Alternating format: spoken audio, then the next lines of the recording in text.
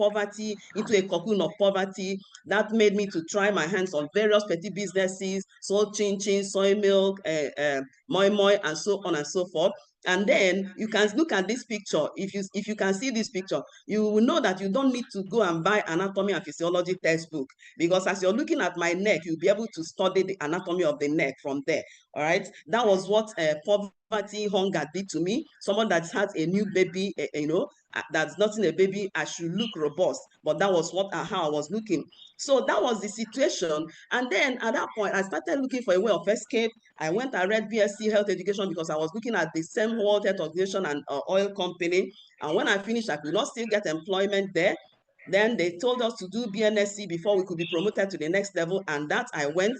And after that, we were promoted to the next level. But then the income was still poor, because we had so many dependents. We had up to 15 able-bodied men and women feeding from that same salary. And as at then, when I started, my salary was 345 naira. So people were feeding from this, and it became a problem. All right. So I decided to go and do another specialty course so that I could at least earn inducement allowance. And that was cardiothoracic and intensive care nursing. When I finished reading that, I came out, they stopped paying inducement allowance.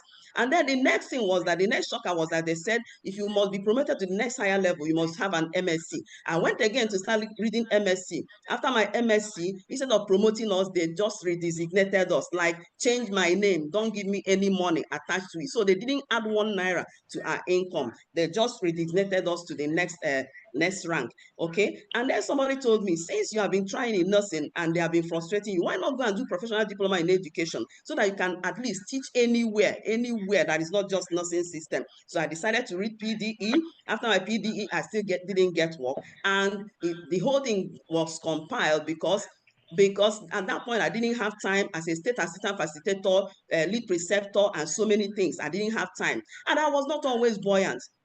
I went into occasional loans with Credit Direct, continued to pay loans from month to month. And then the one that broke the camel's back was that I lost my favorite house help, who called me at the middle of 1 month like that and said, ma, please, if you have money, please send to me. Let me use and buy medication. I am dying. That was her exact one. But I could not send this girl 1 naira.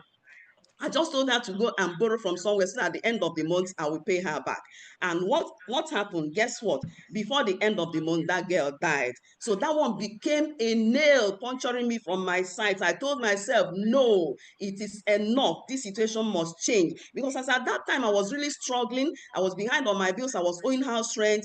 I knew that something needed to change. And I began to look for something that could be consistent so that at any point I needed money, I'll be able to have money, no matter how little. And that was the principle of leverage. And then this leverage, I discovered leverage, and I started praying. I said, God, if only you will connect me to a organization or something that will help me to build this leverage. It was at that point that one of my former HODs connected me to this organization. I went for a home launch and I signed into the business, and my mentorship started. But then it was full of challenges. The first challenge was I have the upline discouragement. I was discouraged by my upline, who told me that contact list doesn't work. I should not bother about contact recommendation. It doesn't work. I should just try and see anyhow. You should kukuma do the business. That's what her exact words. I thought up and down. I said, what am I going to do now? Well, I started encouraging myself.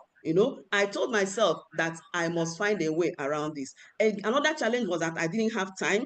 Because of all those things, I was still working, all those posts that I was holding, empty posts that I was holding. All right. So that became the issue. And then another one was rejection. I faced a lot of rejection from friends, from colleagues. They will see me coming this way and they will take the other way. All right. Even my teammates instigated other teammates against me. And a team I was building in Abuja that was about 9 people, all of them are treated, decided to quit the business. My spouse was another problem. My husband became a challenge to me. As at that time, even though he's a connector with 15 accounts, but he didn't really have strong belief in the business as at then. So he restricted me, said I should be going to bed by 10 p.m. I should not go outside Enugu. He threatened to seize my documents. He threatened to burn my documents rather, and he seized my register containing all my teammates and all their details. He seized it for months. I was just managing, but eventually, anyway, God came through for me. He released it. Now, the next thing that I suffered was attrition. about 40 people that I signed up in the space of 6 months, because I signed up a lot of people through home launch. About 40 people I signed up, they all are treated. All are treated. That was when I became sorrowful. I now sat down, begin to think what was the problem. I found out that one of the major problems was that I lacked the skill. I didn't have the skill because I wasn't actually building the business in terms. I didn't know anything in the business. And then I decided I was going to build this business again. I started recruiting again. On my recruiting again, I met with a management trap. I was trying to pull them this way, pull them that way, pull them the other way. But then I found out that God came through for me. I overcame all these challenges. God came through for me. I made a discovery. I told myself, Uju, you are your own rescue. Nobody is going to help you in this matter.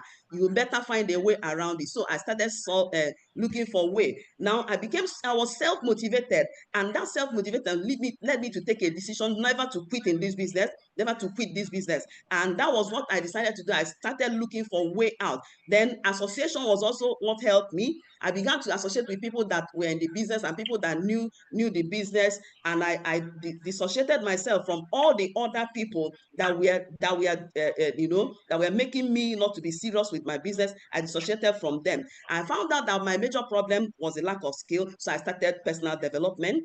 As at then, I wasn't even doing personal development. So that was when I started personal development. I began to read books, and that began to change my mindset. That began to change a lot of things for me. I began to learn a lot of things that I didn't know. Another thing that was like blood flowing through my system was cell meeting. Cell meeting made it for me.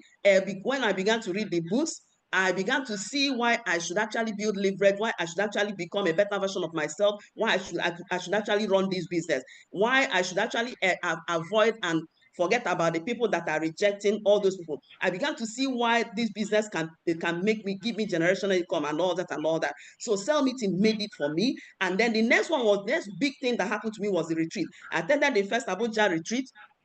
And there I learned that we are not normal. Hey, one young girl, I think Miss Confidence, was saying we are not normal. I was like, how else could we be if we are not normal? But before she finished, I understood why she said we were not normal. And I decided not to also be normal, to build this business in an abnormal way. And then another training was Ambassador Nefo's training, putting on your awesome glasses. I began to look from things from different perspectives, and that changed a whole lot in my relationship and my business. Okay. And then I paid a sacrifice. That's another thing that I did. I paid sacrifice. I love wrestling. I could sit before watching wrestling for 4 to 6 hours without moving. But when I decided to build this business, I paid a sacrifice. I sacrificed that watching wrestling and other things that were taking my time. And I told myself I will not have any dull moment. And that made me, even when I'm in the house and my husband is restricting me, I'll be going from the convenience room to another room, booking one call or the other. If he comes into this room, I'll go to the other one, and so on and so forth. That was how I began. And then I submitted fully to the mentorship. The mentorship of our leaders. I submitted fully to their mentorship. And with that, my business began to grow. So that my first income was 385,000 naira in the business. And I was like, wow, as a deputy director retired, my income was never up to 350,000 naira. But here, working just for how many months, I had started earning 385,000 naira. By my 17th month, I had already earned 3,450,000 naira. And before you know it, I began to have awards, awards of recognition and excellence. I became a Kingsman, Silver Executive Prime. I became a Zanzibar Trip Qualifier.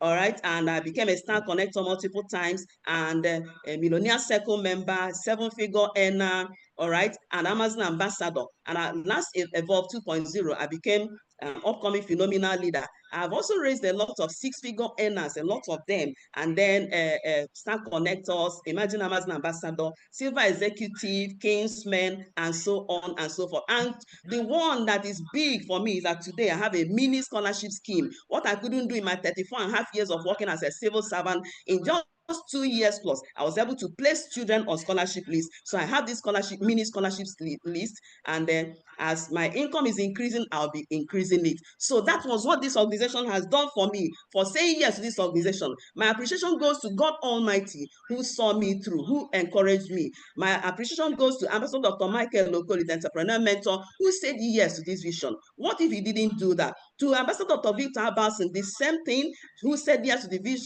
vision, and from where this team came up. And then to the Odogwu of Star Nation, the phenom himself, Ambassador Dr. Elijah Jamba, thank you so much, sir, for saying yes to the vision and for your mentorship. To my boss, Ambassador Architect Moses Ono, the eagle himself, thank you so much, sir. Your role in my life and in my business is so huge, so massive. And to my phenomenal leader, Mrs. Caroline Ono, ma, I love you so much. Thank you so much. You didn't calculate all my errors. You were just there for me. Each question I asked you answered. All right. And to my upline, even though he is no longer in the business, but he was the doorway through which God brought me to this business. I said I appreciate him also. Then to Barrister Ngozi Okorie, I specifically appreciate you because you are the instrument that God used to make me to stay in the business. When my upline had discouraged me and I said I was quitting, I said I was going to look at the other options. So, but you were the one that encouraged me and told me what to do. Thank you so much. I appreciate you so much. And to my unquenchable teammates, were it not for your effort, were it not for your for what you did, for your teamwork, I wouldn't have come this far. Thank you so much, my team. Thank you, everyone. Thank you, Miss Sophie, once again. Thank you. Thank you, the Phenom, Ambassador Dr. Victor, Ambassador Dr. Elijah Jamba. Thank you for giving me this platform to share my testimony this morning. Thank you so much, and God bless you. All right, let's go over to the comment